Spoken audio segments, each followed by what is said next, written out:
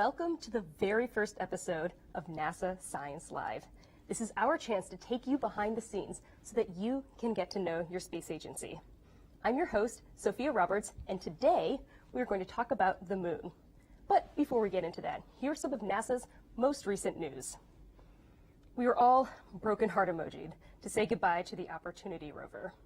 But this really was the little rover that could, because it lasted 15 years, despite the original mission proposing for it to last for 90 days. We lost contact after a planet-wide dust storm. But, you know, it's not all sad, because this really afforded us a whole new generation of Mars exploration. Hashtag thanks, Oppie. Well, when this mission ended, we were proud to announce the beginning of a new mission, and it's going to look at the origins of the universe. This is called SphereX, and it's a look at one of the biggest mysteries in science. Namely, why did the universe expand so rapidly, like under a nanosecond after the Big Bang? I know. Well, let's zip forward a few billion years, and NASA is expanding the way that we do science. Instead of designing and building and sending out lunar rovers, we are going to buy space on landers from commercial companies. This will hopefully fast track some of our science, so much so that we may have new science on the moon in as early as the end of this year. So, speaking of the moon, let's talk about our cosmic next-door neighbor. It's been 50 years since we first went to the moon, and the moon remains one of humanity's greatest achievements. So today, we're going to talk about what it takes to go back. It also generated a lot of brand new questions. So, because as science always does, we need to go back to find out more. Over the course of our show today, we're going to talk about a few important things. Obviously, our Earth's moon, the lunar legacy, we're going to talk about lava tubes, some moon mysteries, and our Ask NASA portion. And this is the most important part because this is a chance for you to ask us questions and for our experts to answer them. So our new goal is to go back to the moon for long-term exploration. And this has a whole new host of challenges that did not exist 50 years ago. Why are we going back to the moon? Because it really is the key to both the history of our Earth, our solar system, deep space missions to Mars. But with all these new challenges, we have to understand its environment. Just to give you a frame of reference, the longest any Apollo astronaut was out there was just over 3 days. And to go back long term, we need to understand its environment. One huge and critical thing we have to think about is the radiation. Now here on Earth, we have the atmosphere, which is going to protect us. But out on the moon, anything we send out on the moon is going to be baldly exposed. So let's hear a little bit more about that. To every astronaut or spacecraft, the sun is a damaging source of radiation. All objects traveling through space must contend with this hazard, including planets. Even the moon has the scars to prove it. New NASA research suggests that some of the coloration we see on the moon could actually be a form of sunburn. The leading hypothesis is that the magnetic fields are blocking some portion of the solar wind from reaching the surface. The solar wind is the sun's continuous outflow of particles and radiation that fills the inner solar system. Earth's magnetic field provides a strong global shield against it. However, the magnetic field on the moon is much weaker, and it forms only small, localized bubbles of protection. In these spots, the sun's particles can be reflected back into the solar wind or funneled to nearby regions. The shielded areas under the magnetic field form pale swirls. Those bordering parts become darker. The contrast is so prominent, we can actually see it from Earth. The magnetic fields in some region are locally acting as this magnetic sunscreen. You know, sometimes you put on sunscreen and you miss like a tiny little bit, and then you have a really bright red spot on your skin where you missed it. That's in some ways the analogy of this sort of region of the moon that is extra exposed. Unfortunately, the moon's patches of magnetic field are not robust enough to completely protect human explorers from the sun's radiation. But further study of lunar magnetic fields could lay the groundwork for future innovations. Well, what if we got a strong enough magnetic field that perhaps we could produce artificially? That's a question that I think remains to be answered, but the crustal magnetic fields on the moon and lunar swirls kind of provide a hint in that direction that we might be able to learn something about. So with us today, we have 3 experts that are going to give us a better idea of what it's really going to take to go back to the moon. We have Dana Hurley, who's a planetary scientist, Noah Petro, who is a project scientist with the Lunar Reconnaissance Orbiter, and we have Kelsey Young, a research space scientist. All right, Dana, since you're right here with me, I'm going to ask you the first question, which is, what really do we need to consider to have what they're calling sustainable presence on the moon? And really, what does that in lunar environment look like? Okay, well, so a sustainable presence on the moon means that we have astronauts that are going to be there for a long period of time, or we have astronauts that are coming and going and being able to go out to do experiments across the surface and that sort of thing. So we need to protect them from that radiation that the sun is spitting out and that's coming through the solar system from the galaxy. And so one of the ways that you can do that is by building shelters for them. So if there is some eruption of particles from the sun that's sending out a burst of high energy particles, they can get out of the way. But yeah, so that's the big environment that we have to deal with for our astronauts. And have I also heard something about there's a bit of water also on the moon? Yeah, that's really enabling if we want to have a sustainable presence on the moon, is that there is water in these permanently shadowed regions near the lunar poles. And if we can use water that's already on the moon, then that means that we don't have to take it with us. And that's a big cost savings, and that will enable us to send more missions to the moon. If we don't have to take everything with us, we can use products that are right there. And just really quickly, like, how much water are we talking about here? Is there a lot, or is it? Well, so it's a lot for the moon, because about 10 years ago, we didn't think that there was any water on the moon. And just over the last 10 years, we've discovered that there is this water here. And we probably could fill up maybe 1,000th of Lake Erie if you put all the water that's distributed through all those permanently shadowed regions together. So there's some water. All right, Noah, I want to lob this next question to you, because you've had the opportunity to study it a little closer than we are here on Earth, studying the Lunar Reconnaissance Orbiter. So what do we know right now about the lunar environment today, and then what are we looking at today? So what have we, I guess, learned over the course? Yeah, I mean, we have the benefit with the moon of having had 50 years of understanding, starting with really even the precursor to Apollo, but specifically with Apollo, humans on the surface of the moon, the experiments that we left behind on the moon to understand what's happening there. Measuring the radiation environment that Dana talked about, measuring the solar wind that's coming and planting itself into the lunar surface, but also understanding the changes that are occurring on the moon, how many moonquakes are occurring, the dynamic environment at the moon. So for 50 years, we've had the Apollo data, but for the last 10 years, we've had data from the Lunar Reconnaissance Orbiter. And what that data is showing us is really how the moon is changing.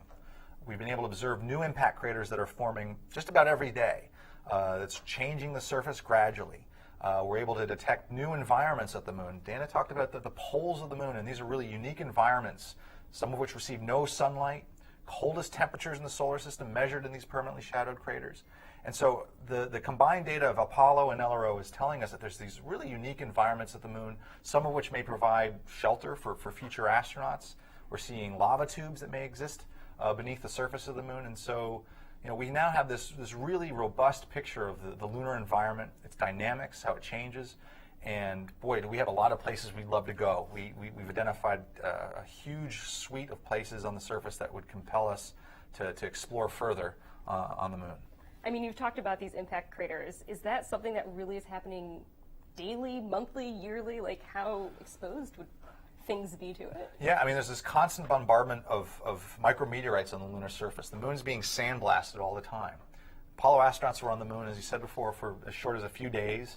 If we want to be there longer, we need to know how the moon's changing and what threat that poses to future astronauts. All right, so you're lucky to have something close to the moon, but we don't always have that opportunity to. So Kelsey, I know you study things about other planets here on Earth. Can you tell us a little bit more about how we do that? Yeah, absolutely. So we've heard a lot about Apollo. The Apollo astronauts were able to collect an amazing suite of samples that we're using right now today to learn new things about the moon. A lot of the water discoveries that Dana mentioned were found actually from studying moon rocks that were collected 50 years ago.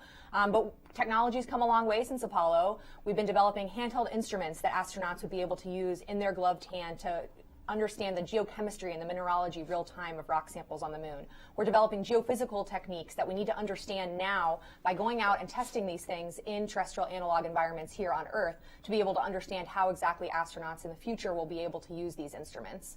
We also want to go out to terrestrial analog sites to study scientific processes. What processes here on Earth do we actually see forming on the lunar surface as well? And one of those things is, just as one example of many, is lava tubes. We see lava tubes here on Earth that are incredibly exciting. We also think we see evidence of them in the Lunar Reconnaissance Orbiter data of seeing these features on the lunar surface as well. It's really exciting. Yeah. So this is our chance now to have you guys have your questions answered. So if you go to Twitter and use the hashtag #AskNASA, or in the comments below, you can send your questions along. So far we have one from Mark, who asks, do we have good materials to block the solar radiation, or is it something that still needs to be developed? Well, that's a great question, Mark. So actually, the soil that is on the surface of the moon is really good at blocking the sun's radiation. From the Apollo samples, we see pieces of the solar wind that get lodged into the smallest grains, and they're stuck just on the very, very surface. So you don't need a whole lot. So we can use that soil, to build walls or to, provide shelter. Great. We have another question here from Facebook, and it is, if the moon has no atmosphere, how can there be water? That's a very good question. And in fact, the moon does have a little bit of an atmosphere, but the atmosphere of the moon is so small that when the Apollo capsule landed and opened up the door and let out the air that was inside, it doubled the entire moon's atmosphere. So, but it's very interesting. The moon gets hit by comets, and those comets have water in them, and if that water lands where it's really cold, it actually freezes into ice, and can be stable. It's so cold that it won't evaporate in billions of years. But we're not talking about flowing water, rivers, oceans. This is a single layer of water molecules, maybe chunks of ice beneath the surface. So when we talk about water, we're not talking about water that we see after a rainy day here in Washington, D.C., or, at beaches. We're talking about this very different environment. The driest desert on the Earth is far wetter than the moon. So That's right. let's make sure we have a good picture of what's actually there. I mean, how would we get that then? Like, how would you collect enough to do anything? Well, that's a great question. I mean, so you have to heat it up, basically, because the water is stuck to the surfaces, and if it's warmed up enough, it will leave. And the reason why it sticks is because it doesn't quite get warm enough. So you can go through and you can gather up a lot of the soil that has the water stuck to the surface and then heat it up and collect it. Yeah, and that's one of the ways we know that the moon is so different than the Earth is, you look at any moon rock. Even the wettest moon rocks we have such a small amount of water that for 40 years people thought there was no water on the moon. Well, it's just a small enough amount that we actually couldn't measure it properly until the instruments got advanced enough to be able to tell us that it's there. Right. All right, so Janice from Twitter is also asking, considering the future of lunar exploration, what do you think the current debate is about the past? Should the landing sites of the Apollo 11 be protected as a cultural heritage site? Yeah, absolutely. I mean, these are some of the most important sites, both for our nation's history and for the history of humankind. So I would absolutely argue that these are incredibly important sites we need to preserve. We all are also still learning a lot of things about the rocks collected at these sites. So I think there's still a lot to be learned from these sites, but absolutely their preservation should definitely be on our minds. But I also think that it'd be valuable to go back to maybe one of the landing sites to see how the material that was left behind has changed. There we have equipment that's been on the surface for 50 years. How has it been worn by being exposed to that radiation environment, by micrometeorite bombardment? So there's a science question to be asked at one of the 6 Apollo sites as well. But maybe we keep Apollo 11 and 17, keep those pristine. Yeah. And absolutely, by studying that too, I think you can learn a lot about a sustainable presence on the lunar surface when you understand how the environment is reacting with the technology that you bring to the lunar surface. All right, we have one more question that we can ask for this segment, which is from Peggy on Twitter. What would be the most important tool that we could use on the moon to tell us about its inhabitability? Well, I think measuring the radiation environment on the surface. That's right. Yeah, that would definitely be helpful. And also to quantify what resources are there that we don't have to take with us. So finding out where that water is. So being able to understand whether that water is only in the polar regions, how much of it is at lower latitudes. All right, thank you all for your questions. We are going to be answering more questions later on in the segment, but we really need to talk about these lava tubes that Kelsey had mentioned earlier today because that is so exciting. So let's take a look about what those are all about. The moon originally was a big ball of magma. Through time, as the crust formed on the surface, the magma on the interior also slowly leaked to the surface. A lava tube is essentially a cave, an enclosed tunnel through which lava flowed, and if it was able to drain out, you now have this open cave through which you can conduct some interesting scientific experiments. Here on Earth, a research team studies lava tubes as a means for better understanding how we can explore and understand lava tubes on other planets and the moon. From some of our high-resolution images from the Lunar Reconnaissance Orbiter, we can actually see pits on the surface of the moon, and it looks like these could be the extensive lava tube networks. So they could be pathways that are tens to hundreds of meters long, they could be kilometers long. Understanding lava tubes, where and when they formed on the surface of the moon is just a really exciting scenario. These caverns have been protected from the space environment. So this really would be an ideal place to try and collect samples that tell us not only about the moon, but about the solar system in general and how it's evolved through time. Our next step's starting to plan robotic exploration of the moon again, and this might involve observations that would help confirm the presence of lava tubes or some of these subsurface void spaces. They may even be accessible by robots or in the future maybe even humans. To me, it just makes them a very interesting and exciting aspect to studying the surface of the moon. Oh, that is so cool. I mean, there's really just a whole new world underneath the surface of the moon that we just still really need to explore. So, Kelsey, I know you know all about this, and that was just a taste of these things. So can you tell us more about these exciting lava tubes, and what else do we need to know that's out there on the moon to explore? Absolutely. So terrestrially, when we look at lava tubes here on Earth, they tell us a lot about how the lava flows that you find them in were in place. So it tells you something about the volcanic history of that terrain that you're working in. We think the same thing about lunar tubes. By exploring terrestrial tubes here on Earth, we're able to learn something about how the terrains where we see the lava pits and potentially lava tubes on the moon formed. So we go out to these lava tubes here on Earth. We use handheld portable instruments that astronauts can use when they're on the moon to traverse on top of the tubes to actually image what's underneath the surface without actually having to go anywhere near the pit itself.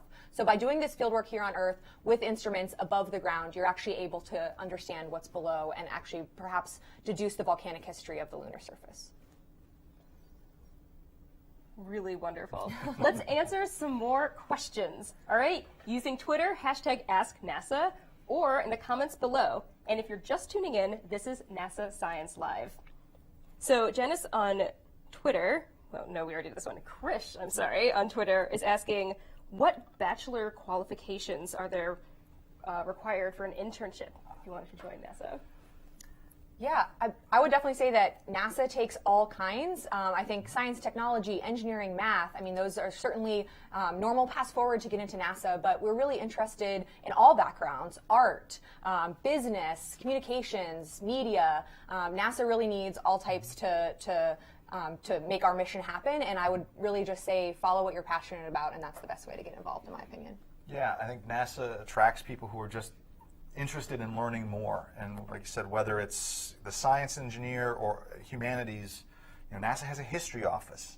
The people who are putting on this show here are all NASA employees, and so NASA has this rich family from diverse backgrounds that really kind of make NASA such a unique and special place to work. But we also get great people coming from outside of NASA who we get to work with as well. Yeah, so I work at Johns Hopkins Applied Physics Lab, which is just up the street here in Maryland, and we have interns working there as well. And we have interns that have, you know, math and computers and science and engineering backgrounds, and we also have all sorts of other work that we do. All right, let's get back to the science. Jeremy on Facebook is asking, would those tubes under the moon possibly contain oxygen? On the moon, probably not, but they actually could contain usable resources. There's a tube that we work in out in California that has ice buried way deep below the surface in an otherwise very hot desert environment. So it's possible that tubes contain something that eventually down the line could be used as a resource once we figure out exactly what's down there. All right, we have a class asking us, and it's an earth science literature class on Twitter asking, from a 6th grade class, which is great. If you could jump high enough on the moon, could you fly into space? Well, it's not just about jumping high, but also fast. The moon's got weaker gravity. It's 1/6 the gravity here on Earth, and so we've all seen the videos of the Apollo astronauts leaping around. Well, I suppose if Jack Schmitt had had his Wheaties that morning and jumped really high, he could have gotten enough speed to get up to go, leave the surface of the moon. But I'm not sure even Jack with Wheaties would have been able to jump, 1.5 kilometers per second, 2.5 kilometers? 2.3 kilometers per second to actually leave the gravitational field of the moon. Just jumping far enough is pretty cool. It looks, it's kangaroo hopping around the moon seems like a pretty good way to spend an afternoon. But when you all 6th graders grow up and if you can make it to the moons of Mars, you could hop off of those. But don't do that because you want to be able to get back down. Yeah. It'd be pretty awful just to be floating out there without any other help. All right, CJ on Twitter is asking, are there any new moon missions being planned or constructed anytime soon? Well, you mentioned earlier today, we've got this commercial program that's coming up with launches perhaps as early as this year. And so there are going to be missions going to the moon very soon. Last week, SpaceX launched an Israeli mission to the lunar surface. And so I think we're at the precipice of this new generation, this new era of lunar exploration with frequent smaller missions that can bring scientific payloads to the surface. And we'll usher in this new era of asking these focused questions on the lunar surface. I mean, we all anticipate a time when there may be bigger missions, and NASA has a process for proposing to do that, so that's in the pipeline. I guess I'd just say stay tuned because it's going to get very busy at the moon.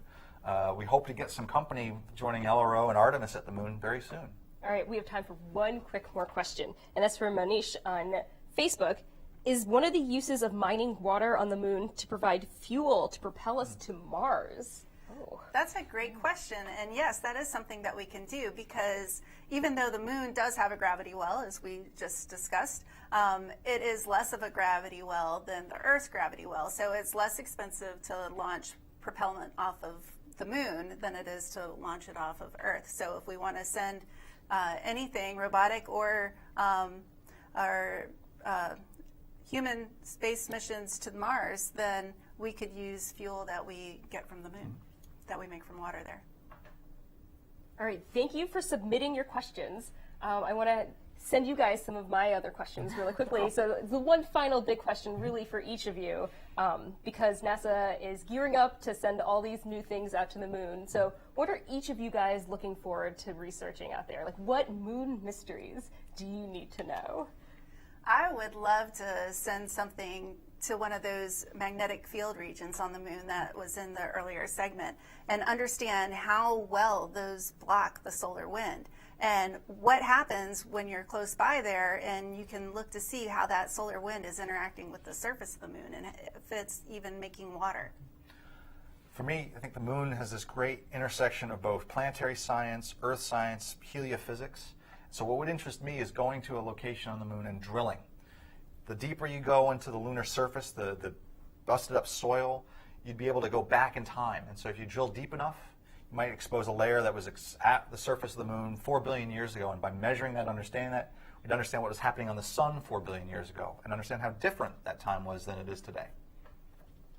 For me, I think going back a couple decades ago, we thought that the moon was a fairly, it had been dead for quite some time. There really hadn't been a lot going on, but we're finding more and more that it's a very dynamic and, relatively speaking, young planet. We see evidence of volcanism from only a couple decades of millions of years ago. We're seeing active micrometeorite impacts on the surface. So I think understanding the recent past of the lunar history, which is never something we thought about being able to do, is something I think is really important.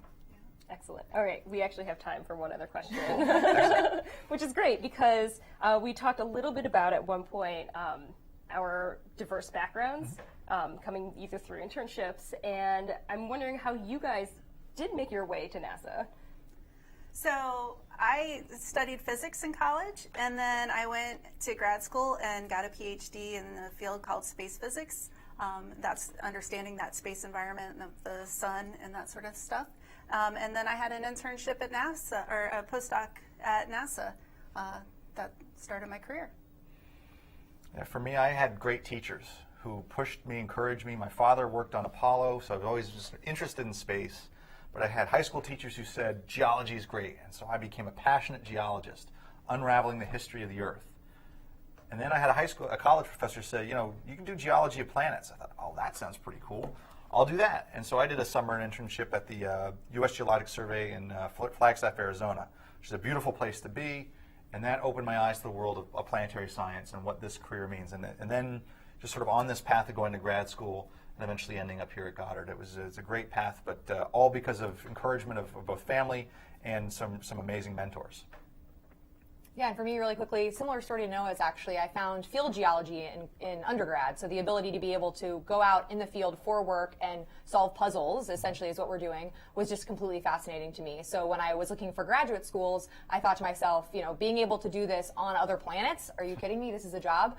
So I actually, same thing, I got my PhD funded in part through NASA, came here for a postdoc, and I'm still here years later, so never left. In just like 5 words or less, if you could take one thing to the moon with you, what would you take? If you could go. Oh gosh, I would take a camera and do selfies all over the place. I'd take a rock hammer, get as many samples as I could to bring back and study here on Earth. 5 words or less, I guess. In situ analytical technology. You have one more word left. Exclamation. Yeah. Well, we have actually one last thing from Patrick on Twitter, who's asking, could we ever raise animals or grow food there on the moon? Yeah, I think we'd have to do it in an enclosed environment, in a habitat. The space environment's not suitable for life, so anything exposed to the surface would not thrive. But if you had a large enough enclosed space, the lunar module on Apollo sustained 2 astronauts for multiple days. Make that bigger. Bring your dog, bring your cat. I don't know, you could have a little farm there, but you need the space to do it. And growing in there would be fun. There are experiments on the space station where they're trying to grow vegetables. I mean, the idea of sustainability. We can't bring all the food with us. We're going to have to grow some of it. Everybody remembers growing potatoes on Mars. I don't think we could use lunar soil to grow potatoes. I don't know if there's enough nutrients in it. I don't think so. But if you bring your own soil, bring your own fertilizer, make your own fertilizer, you might be able to do that in your habitat. All right, wonderful. Well, thank you guys for participating with this, and I want to thank all of you for also participating and sending in your questions through the Ask NASA hashtag. We will also be able to answer more questions. Our scientists are going to stick around a little bit to do it via the internet. We chose to do this live, you guys, because we really want to fuel your curiosity, and we think that answering questions helps all of us understand the universe. So if you have more questions, keep sending them along. And to learn more, go to go.nasa.gov/NASA Science Live. Next time, we're going to talk about what it takes to go interstellar. So see you all next time.